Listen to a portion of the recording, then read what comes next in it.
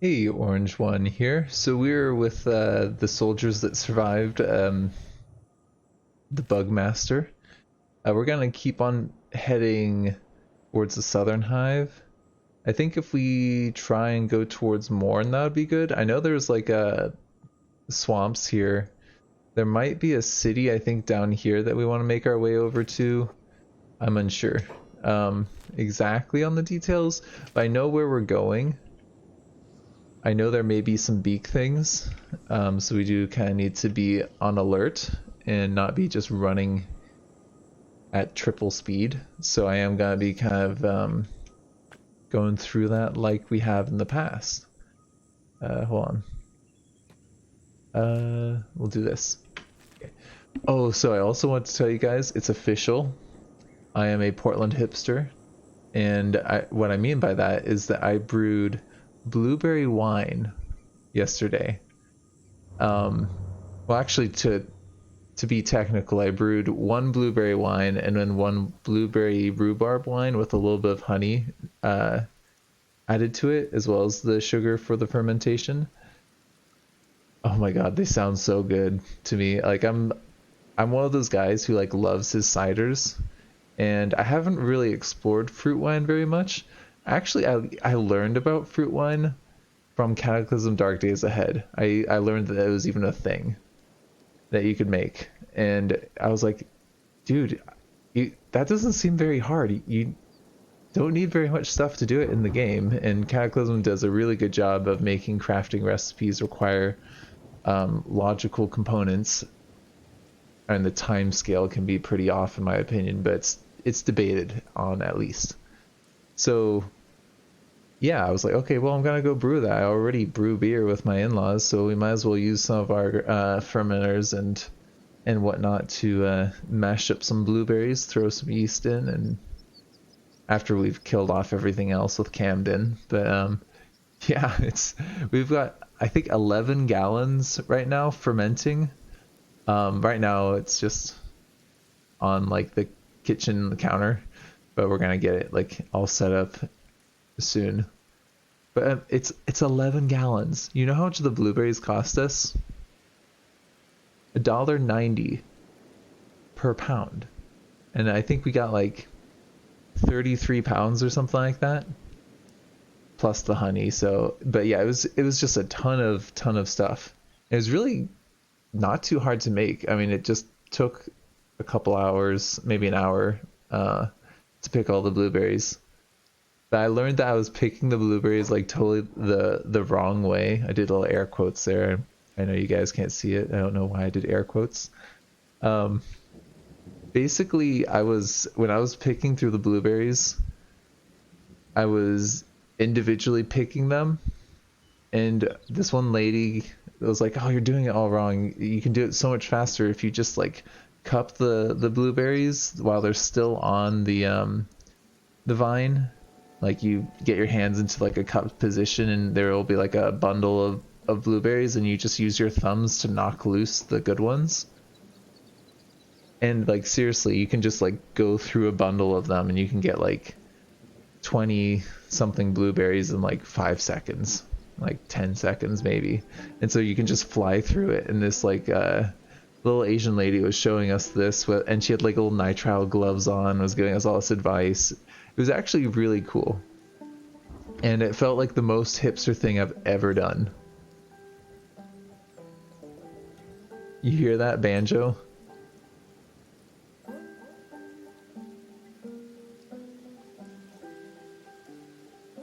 Sorry, I wanted to go quiet for a little bit because I don't hear this music in Kenshi very often, if ever, because I think this is like the swamp music, which I've heard is a little repetitive, but since I never go to the swamp, I never hear it.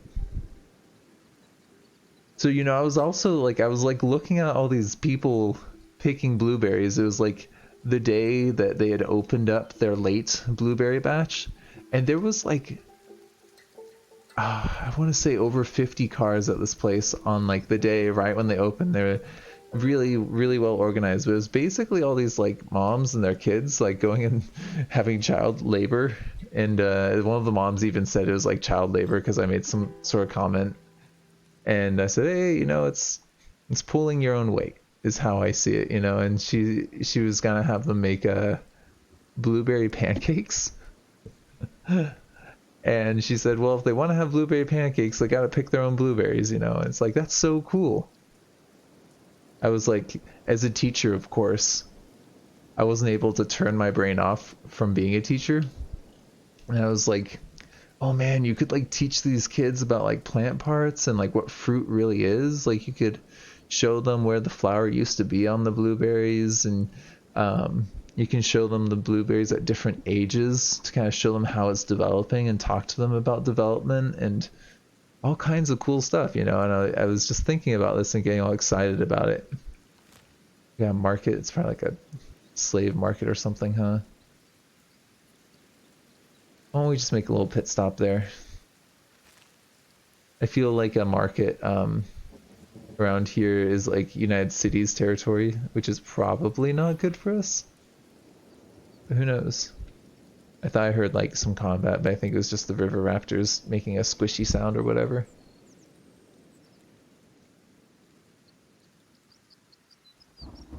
I don't know, it was definitely, while I was doing this, I was like, this is the most hipster thing I've ever done, picking blueberries to make wine, to make fruit wine, you know? And like, as we were leaving, there was actually a woman like breastfeeding her kid, and it was like, yep, totally, this is totally a hipster venue. And the old lady I was telling you guys about earlier, she was like, she started ranting about like pesticides and only buying GMO, and like how these U-pick places use a ton of pesticides, but she washes them and all that stuff. It was pretty interesting kind of just hearing her thoughts on it. But it does drive me kind of crazy how like, especially like, I don't know, I get conservatives being kind of ignorant, kind of, you know, not to be too political, but it kind of makes sense that they're not going to embrace some science for whatever reasons. But it just drives me crazy, absolutely crazy, when I find like people who are like liberal and they're all like, yeah, science is the truth, and like climate change is real and evolution is real. And it's like, okay, yeah, you're embracing science, great. And then they're like, GMOs, man, I don't know about that. It's like, scientists do not say that, you know. The scientific consensus on GMOs, it's totally fine. The thing that we need to keep an eye on is pesticides and like herbicides, and just kind of how they build up in ecosystems, you know. And I mean, there are things that we also need to be aware of with ourselves as well, with like build up like mercury and whatnot. But in general, like GMO, just genetically modifying something by itself does not make it bad. You know, like the example, if you go on Google, is this yellow rice. Oh, by the way, that market was totally a slave market. So I'm like, I'm not gonna do business there. I'm gonna keep on moving. Oh, there's some Garu here. Do we need food? Nah, we're all filled up. Running on some full tanks. That's always good. But yeah, I just, sorry for a random rant. I think you guys oftentimes view these videos for the rants. I don't know, I could be wrong. I'm also seeing my viewership go down the more of these videos I do with less cuts. It is what it is, though. I enjoy my company with the survivors. You know what I was thinking, Danger Dom, if you're listening, I want to slightly alter your name. What if we did like Ranger Ron? Does that sound good? Like, you know, just like a slight play on the original name. I thought would be kind of fun. I really want to speed things up, but this is the part of the map where I've ran into beak things before. Like in my own adventuring, I think I had some beak things in here. So I think I'm gonna go up to Morn and then come down. Not a very nice thing to say. You're a hiver, so what are you talking about your grandma? Does the queen have a mother, is all I'm asking. And how does that work? What's the biology of all this hiver nonsense? That dialogue should be flagged so that hivers can't say it. That's all I'm saying. You know, it's funny. I used to teach a garden flex class, like an elective, just because I had to teach something during that time. I was given pretty free reign with that. And so I wanted to talk to the kids about GMOs and whatnot. And, you know, before I actually did some research on it and looked at scientific literature from reputable sources and all that stuff, I totally was of the same mentality that GMOs were bad. And like, it was like interference RNA, interfering with your gut because they found trace amounts of RNA in foods, and that can then go into your blood. And there was this huge, I wouldn't say scare, but yeah, maybe scare. There was this concern that maybe GMOs were having these weird interactions, and this was, I think I was first looking into this around like, I mean, not first, but when I really realized what was going on was like 2014 or 15 or something like that. And, you know, I totally switched from like, oh, GMOs are totally bad to like, hey, maybe these farming practices are actually better than conventional farming practices because they use less land. We just need to be careful of the pesticides that we're using and not just dumping a ton of stuff, good or bad, into the water. Because even if you dump, you know, good stuff into the water, you can get like algal blooms and all kinds of stuff, which then end up really throwing off the ecosystem, and a lot instability and whatnot. That actually is probably why Kenshi's world's all messed up. They use too much fertilizer, and now they can only grow cactus and weed, basically.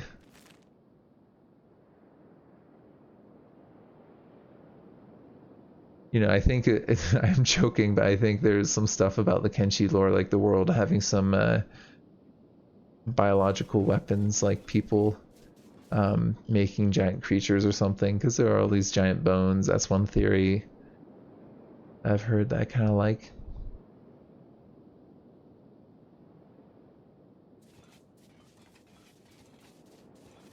I do love these little rock walls. They did a good job with that stuff. I just hate pathing through it. You know, like going to World's End is always a pain. I love these more open areas because you never have to navigate clicking 20 million times. You can just kind of let them go. Let them do their thing. Let them pathfind.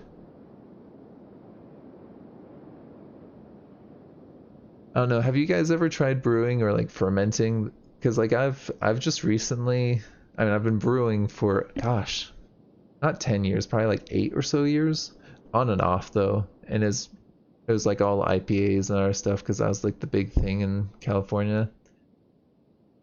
And I mean, it's really big up here, the IPAs as well. But I really want to make cheese. I knew a guy in college who made cheese. He like basically just dug a hole and you know, curdled the milk and put it in a bag and squeezed that bag with 2x4s with like dumbbells and other weights on top. Like he literally just put like these two 2x4s and like a rod between them so they wouldn't go side to side, and just squished the cheese so the whey comes out. And then he just dug a hole and like buried it, and like a few weeks later or a month later he had cheese and it was totally good. I was just talking to my wife last night about how I want to do more of that. Like I want to be able to make my own cheese and yogurt and beer, and I was even talking to her a little bit about distillation, not necessarily for alcohol, you know, not saying that I don't necessarily want to do that, but more for like essential oils, because distillation is just like fractioning off any compound. It's organic chemistry. I did a lab in like college where we we distilled, what was it, limonene? Or whatever the active citrusy smelling thing in orange, or in oranges. I think it's also what's in lemons as well. I think it's the same compound. But you can like separate that from orange peels and it's not too difficult. And it's basically you just double boil something, but you keep the water at a certain temperature. So you just change the hot plate so that the water is at a specific temperature and staying there. And it's just whatever the boiling point is of that essential oil, which is going to be below water. And then you get that oil coming off, which includes, you know, like ethanol and methanol. But you need to fraction off the methanol first because that'll evaporate first. Just, you know, that something that I was thinking, I was like, man, it'd be so, because my wife buys all these stupid, not stupid, but like all these essential oils just for like the smell, and they all say they're good for different things, which I don't buy at all. What are they saying? Whatever, this place is dangerous. I think we get the picture. So we go to Morn. We're actually really, really close right now. That took a lot less time than I thought it would. Huh. Maybe we can set up our little base. We might be able to get started on getting that. I mean, it doesn't need to be much. It just needs to be basically a little building. Actually, we could probably just get set up in Morn. Let's do that.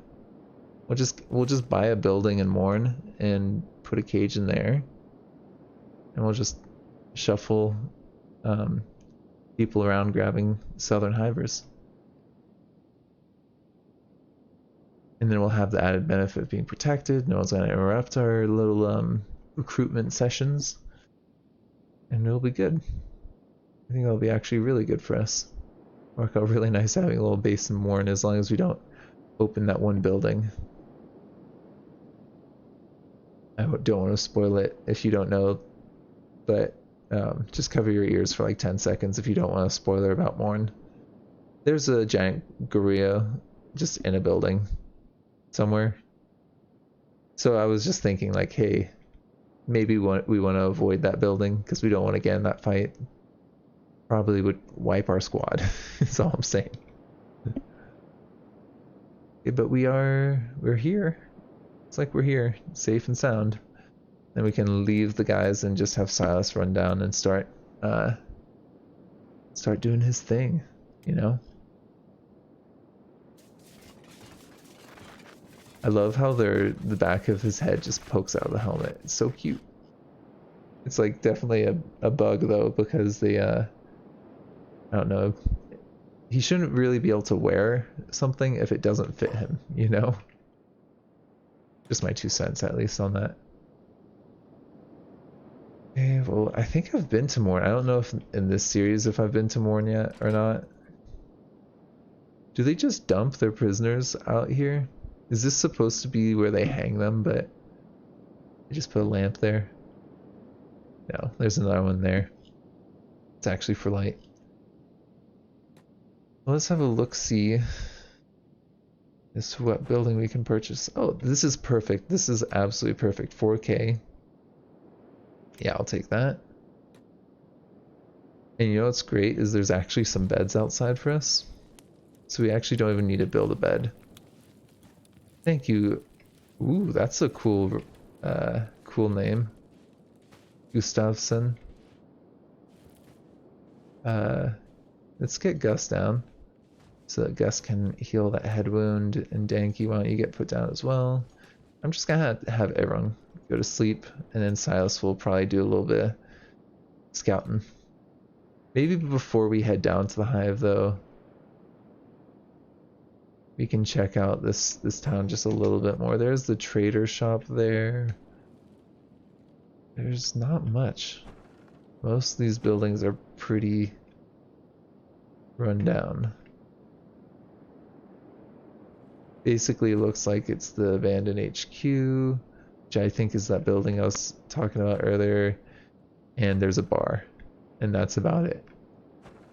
Interesting. Okay, well, there's not much to explore here. We will go into the bar though. I'm just kind of curious to see if anyone's got any good dialogue. De Zerka. That's an interesting one. Ooh, you'll come with us for a day? Well, well, well. Are you guys ready to go die at the hands of the Southern Hive?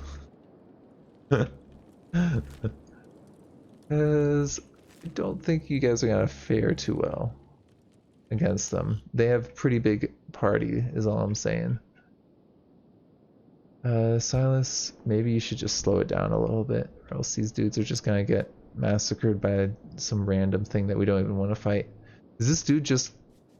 He's so mad that we bought his house, he's just gonna wander off into Southern Hive territory.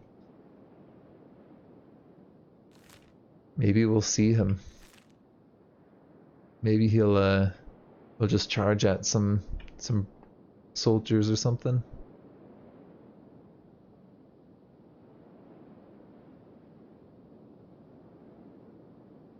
Is that... Yeah, that's skin spiders. Let's not go any further then. I think I want to go this way actually. Ooh, look at how red everything is. I think we need to go like here and then up there. So yeah, I think that we're good. I don't think the skin spiders are gonna see us all the way over here. Okay.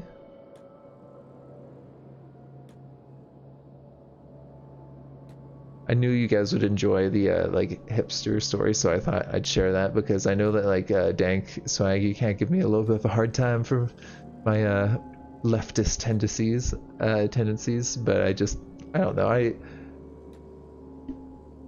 I definitely am aware of how ridiculous hipsters can be, but I am excited about living in the Portland area. I do think that there's a lot of cool things. And say what you will, but I think it's cool that kids are, instead of just being on a TV or a computer during summer, that they get a little bit of that. Like myself, I need a little bit outside time, and it's good for me because I don't get myself out there enough. Like if you don't know, I backpack, and I really like going outdoors, and I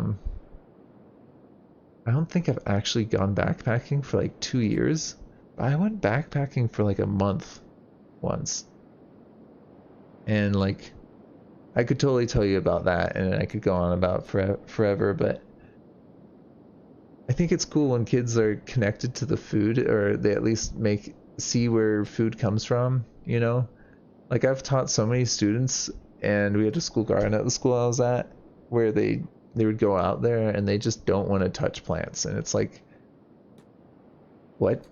You don't like plants and food? You kind of need that to survive, you know? I've just kind of gone into kind of knowing more about where things come from and how to make it myself. Not for any like kind of like reason. I think it's partially the hipster transformation. But I also, with the Cataclysm Dark Days Ahead, I'm like, in case the world ends, I want to still be able to make cheese, you know? Like, I still want to be able to listen to some music. Maybe knowing how to do a little bit of soldering is a good thing. Because I know the basics of soldering, but I think I've, like, soldered, like, one thing, and that was, like, with my coworker helping me out, you know? Okay, these southern hivers are not anywhere nearby. You know, we could see about stealing this dude. If he gets knocked down but not out, we could pick him up and then put him in a cage. I mean, he is allied to us, so I don't know how that would go. But he's got 60 attack, which is a step up from our best dudes. I tell you to go there. Where do you go? Is that what I think it is? Yes, it is. How do I want to do this? Do I want to try sneaking up? Do I want to even try knocking them out? Or, yeah, our chances of knocking them out are actually really, really low because we're so encumbered. I think that's what's going on.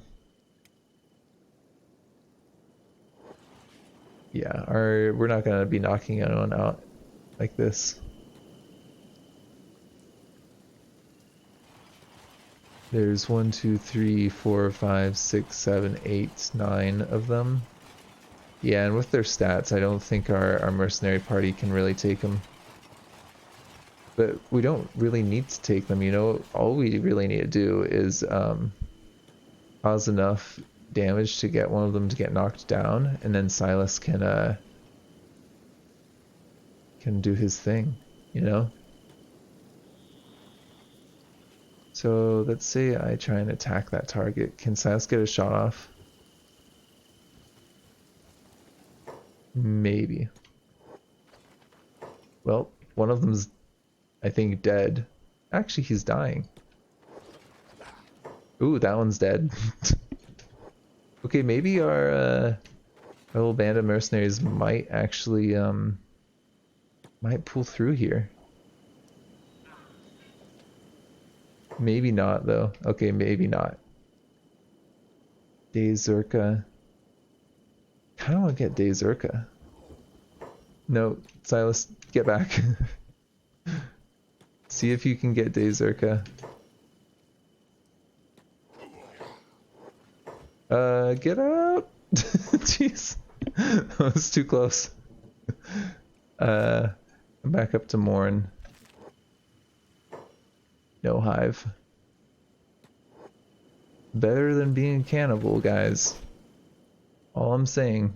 Or maybe they're not cannibals. Maybe they only feed the meat to King. Yeah. That's what I'm thinking is the deal. You know, I would heal up Dazurka's chest.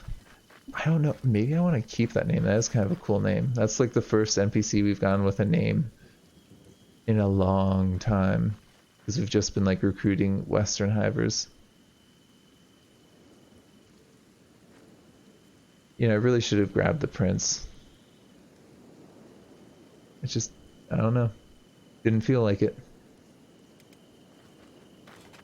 Now the question is, do I just end it here or do I just have us run back for a few minutes? I'm gonna have us run back for a few minutes and then we'll end it once we're there.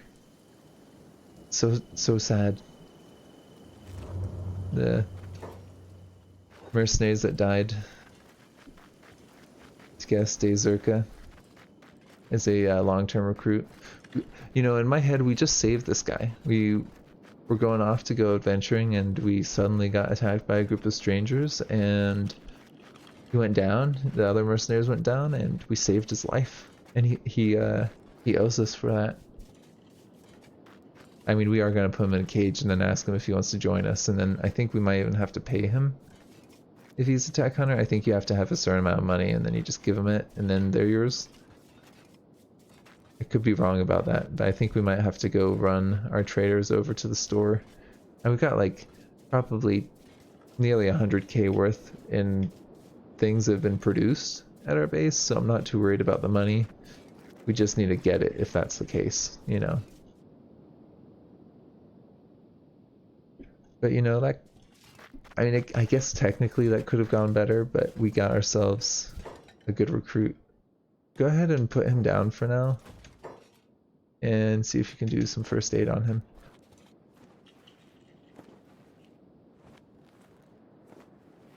Because we're not going to get attacked by that southern hiver. They stopped chasing us a while ago. Okay, go ahead, pick him up. Thank you, Dazurka. Can't wait to have you zerging through Kenshi just taking places over, you know?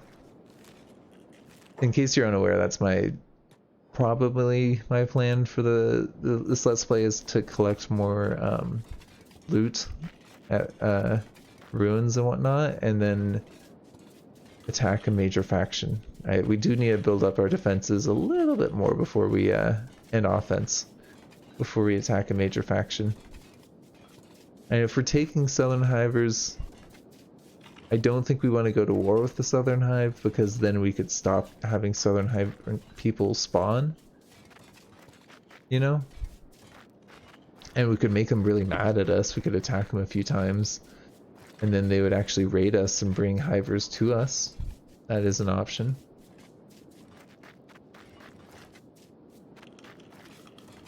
It's kind of not my favorite option, because then we would have to get defenses up. Or we could have the raid come all the way from down south here, all the way up to the Fog Islands, up to the Anthill, and have them attack us there. And I bet by the time they even get to us, half of the raiding party is gonna be killed, if not more, by, like, I don't know, eek things or something. You know, it's weird how, like, beak things, they kind of seem to be all over. You know, they're not in one particular place. They're in a little bit all over the world. I wonder why that is. I think they're kind of near Hivers a lot of the time, though, and I'm unsure why. Okay, well, it looks like this is a good place as any to end the episode. Thank you for joining me. This has been Orange One.